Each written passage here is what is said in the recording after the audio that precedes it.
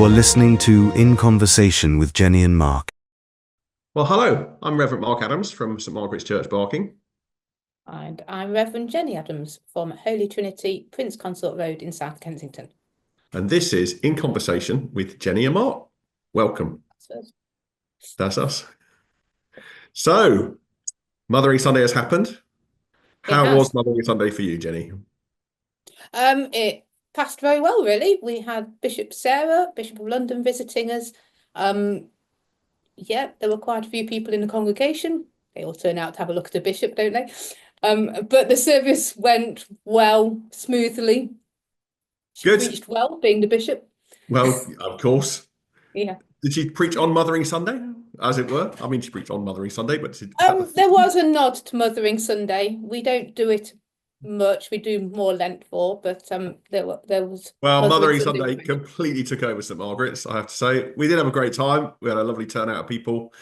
We had flowers, which we offered, and it was great. It was all good. So thanks to everyone who made that possible. It's really good. But Lent moves on, and we are now heading towards Passion Tide, starting on Sunday. So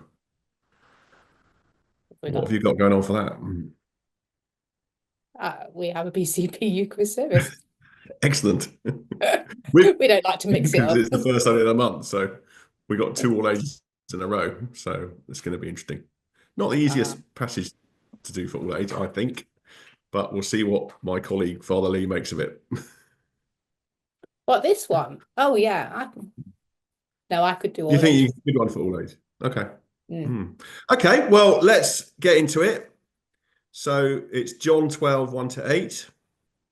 So perhaps, Jennie, you'd like to read that for us. Here we go. 6 days before the Passover, Jesus came to Bethany, the home of Lazarus, whom he had raised from the dead. There they gave a dinner for him. Martha served, and Lazarus was one of those at the table with him. Mary took a pound of costly perfume made of pure nard, anointed Jesus' feet, and wiped them with her hair.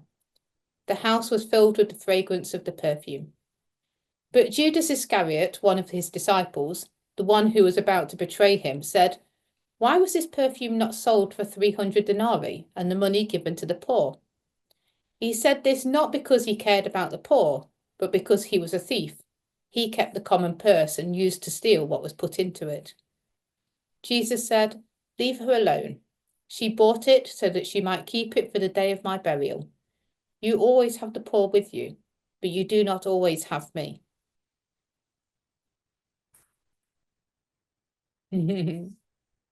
This is some dinner party, isn't it? I mean, just Lazarus is there, who's just been raised from the dead. I mean, I think, I got a lot of questions, really. Dinner party conversation must have been, wow, sparkling. Yeah, it was a bit of an awkward dinner party. Judas there hanging around, causing a bit of grief. So they've got a celebratory dinner for Jesus, having just raised Lazarus from the dead. I mean, I'd have thought the topic of conversation might have been like, Lazarus, what was it like? Don't you think? I'm intrigued. Maybe we just skimmed over it, pretended it hadn't happened. Tried to act as though it's normal. Yeah. There's nothing normal actually about this passage, is there? We've kind of not really in the realms of anything normal here, I don't think. But it is a beautiful passage.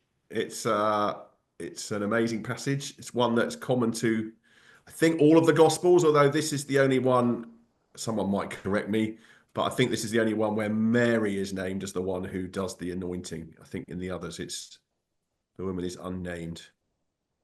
Okay. Go on then, what stands out for you?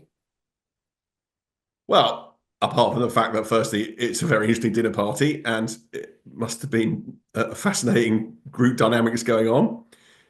Yeah, I think the astonishing thing that I've always thought about this passage is that we call Jesus the Christ, the Messiah, which means the anointed one.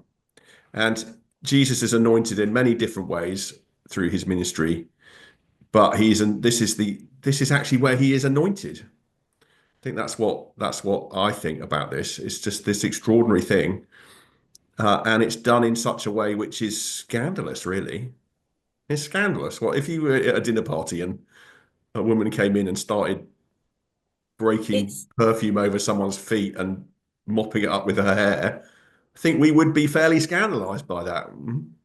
So, possibly not as scandalized as they would be, but yeah, I'll come on to that in a moment. okay. So I'm always struck about the fact that she actually had it. She was keeping it, and she hadn't used it for her brother who had died. Oh, yes. Okay. Yeah. I mean, Jesus says she was keeping it for the burial. So she might keep it for burial, but I mean, she hadn't used it for her brother's burial. She really was keeping it. Well, not really for the burial because she's using it now, but Yes. I mean, and of course, an astonishing value of this perfume, the Mm. overwhelming sense of it filling the house. It's a, You know what it's like when somebody's got a strong perfume on. You can imagine it, can't you? yeah, I just it's so rich. It's such a rich passage, isn't it? It's such a rich image, and the smell of it, and the what's going on, and and then you've got this really fascinating conversation with Judas, who's the sort of curmudgeon Before, so before we in the get to that, corner. shall we talk about the hair? Yeah, okay, let's go for it. You talk about the hair. Um, I think I've told you this before, haven't I? Of why it was so scandalous to Go wipe on, your hair on your feet. go on. Okay, so it was their view of how reproduction worked. Um, Right. so they believed that semen was stored in the head, and the testicles weighed it down to keep it in your body, and a woman's hair worked almost like suction straws, would suck it up and out and into hers. So No, you haven't told me that have I before. not told you this? Okay. Which is why you had to keep your hair covered at certain points and why men shouldn't have long hair because that would work against their reproduction when it was that. But it's not just hair, it's very intimate, it's very personal. It's part Yeah, of I don't think that. you even need to go that far to see it as Mm, extremely intimate and personal, do you? mm. But that you're right. That's another. So where I've never I heard that mean, before. So I'm going to where do you? say probably don't use that in your all age service. No, no. I think that's probably wise. Um, I can't remember where I first heard it, but I have looked it up several times just to make sure. And there are different versions of it. There are some that say that because of women of certain jobs, Yes. um, they they they believed that it was once it was in the woman's body, it was stored in the hair, and therefore if they Okay. were wiping the hair on, that was even worse. Um, but yes, it's all to do with kind of dodgy thoughts of reproductive cycles and how it worked, to make it even more intimate than just the hair. But I mean, it's still quite intimate anyway. But yeah. Yes, and I think there's an indication in some Mm, of the other passages mm, where, you know, if there's usually a Pharisee hanging around in some of the other ones, and if this man knew what sort of woman this was, he wouldn't be allowing this to happen, yes. and that Mm, sort of thing. So there's certainly a so yeah, and yet this is the anointing. mm, This is what it means to be the anointed one in actual that kind of way. So it is an extraordinary passage, isn't it? What would mm. you think you'd want to share from this as a kind of point for us today? There's a line that always gives me goosebumps, and it is when Jesus says, "Leave her alone, leave her alone," and it's just such a simple line, but I think more people should say it. It's the best way to just cut bullying or anything else. Just leave her alone. Hmm. And there's just something very gentle about it. But to have Jesus standing up for you. I mean, I know we're in this very intimate, she's just anointed him, but to have Jesus on your side and just leave her alone. Hmm. She's just doing what's right. I think I would probably build something on that, because I don't know, I can't even tell you why, but it's the bit that really kind of just gives me goosebumps. Well, it's interesting then in that sense, isn't it, to look at it in terms of the reaction that Jesus has that to what Judas is saying. So, if we bring Judas into bring the bit about Judas into the story, he's the curmudgeon, isn't he? He's the kind of party pooper in the corner who's kind of saying, what is this going on? What does this woman think she's doing? Yeah. Um, What a waste of money. What a waste of money. I could have stolen them. And well, that's John likes to kind of get in there, doesn't he? And kind of twist the knife a little bit. We don't want to be under any illusions about, that Judas is a wrong one. But nonetheless, I mean, in one sense, I'm going to say Judas makes a point, doesn't he? I mean, it could have been. Think of the good all that could have done. Well, that's where we always come to when it comes to Mary, Martha, and Lazarus, isn't it? Because even that Mary and Martha, I mean, Martha had a good point. Some stuff has to be done. I always feel that when this family are involved, there's always, you can see it from either side. They're really good stories, because you can start placing yourself and seeing where you are. And in many ways, they're not all and of course the right other or all story, wrong, are they? Yeah, and the other story, which of course, that's true, is the one that is hinted at in this, the resurrection of Lazarus, or when Lazarus is raised from the dead. It's of course it's mad. What do you mean taking the stone back? It is going to smell. She has a good point. I think that's an interesting observation that, yes, when Mary, Martha, and Lazarus are involved, they often have some good points, and yet, I think what Jesus is saying is you need to see what's really going on here. Yeah, I think You need to see what's really going on. the priorities, time and place, really. Hmm. So it's not wrong to sell stuff and give it to the poor, but time and place. There's a time for worship. There's a time for intimacy. Jesus ends with, For this. I guess it'd be interesting to come back to the leave her alone thing from there then, doesn't it? So yeah, Jesus is being very firm in a way, isn't he? And I think you're right. That's a really interesting line. Leave her alone. You kind of wonder how he would have said it, don't you? I But don't there's a think there's lot any going way on, of I think. saying it that isn't just protective and simple. It's just, yeah. Even if you shout it, it's still very simple words, but convey so much. Yeah. And it just shows how much Jesus refuses to be scandalized by Mary and what she's doing. I mean, I guess maybe Judas is a bit scandalized as well. Is there a bit of an element of that in here? What does this woman think she's doing? She could have sold it Maybe for a the little poor. bit of It's jealousy. outrageous. Do you not think a bit of jealousy? Closer to Jesus than he is. Quite possibly. Yeah, and of course, people have speculated for 2,000 years about what it was that pushes Judas over the edge. And I'm sure there's a lot of different things around that, aren't there? We won't cover that tonight. No, I think we've done enough. Just to come to the final words of Jesus then, because again, this can be misinterpreted, can't it? You will always have the Lord with you, but you will always have me. I mean, again, I think it's that sort of similar thing, isn't it? So, some people have sort of interpreted that, well, it doesn't matter about helping the poor, then does it? Because there's nothing you can ever do about it. Or oh, right. Okay. you ever heard of that sort of thing?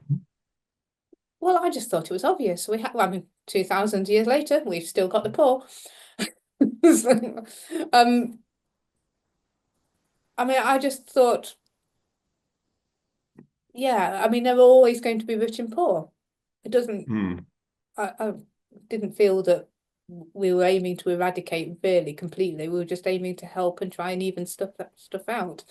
I mean, where would you even start trying to eradicate this? Because you've got a whole Well, world of yes, uneven things. yes. Although it doesn't mean to say we necessarily have to accept that, but perhaps that's a different point.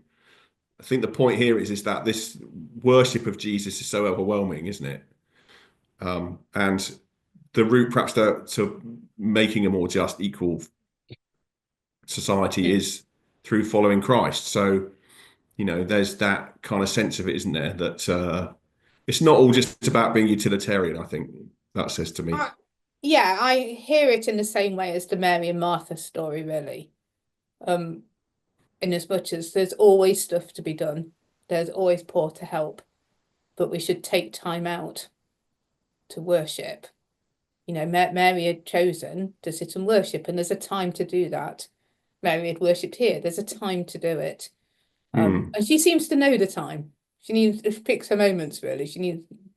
But that's not suggesting that everybody should sit there pouring, nard on his feet every 5 minutes. Yeah. Yeah. But there's a time and place. Horses for courses. Yeah. So really, this is about inviting us to give all of ourselves in worship, isn't it? Yeah, I would say, what would I take from it? That we should be making time for worship. Yeah. And Lent is a good time to look at that, to check that we are prioritizing it. We are taking time. We can refresh our lives. If we let it slip and we're doing other things, we can start again. We can start again. We can start again all the time. Because if Lent's the spiritual spring clean, that's a good time to look at it. But yeah, I would say we're launching into Passiontide, aren't we? So, we know what's coming. We know what's about to be around the corner. And this is all part of that preparation for it, isn't it? Yeah. Okay. So what are you going to do for all age service? Well, I'm going to sit and listen to see what Father Lee decides to do with this. So that'll be great for me. I really like your idea of leave her alone. I think if I was thinking about that on Sunday, I think I would be wanting to develop something around that, and something about the way that Jesus just has this presence. And yes, maybe Judas goes up muttering behind his hands, but he's not going to argue with him. And that's because Jesus knows who he is and he knows what he's about. And I think that's... If I was doing all age, which I'm not, I would be focusing on the smell of worship. Yeah, okay. And I think you might find there's incense in your church on Sunday morning. If it was all age, you'd be getting incense out. Okay, there you go. Well, on that note, I think we should draw our thoughts to a close. But thank you, everyone, for listening. We'll be back next week with more thoughts about the reading for Palm Sunday. Right. Have a great week, whatever it is you're doing. Take care. Bye-bye. Thank you for listening to In Conversation with Jennie and Mark. Please subscribe for more episodes on all the usual podcast platforms.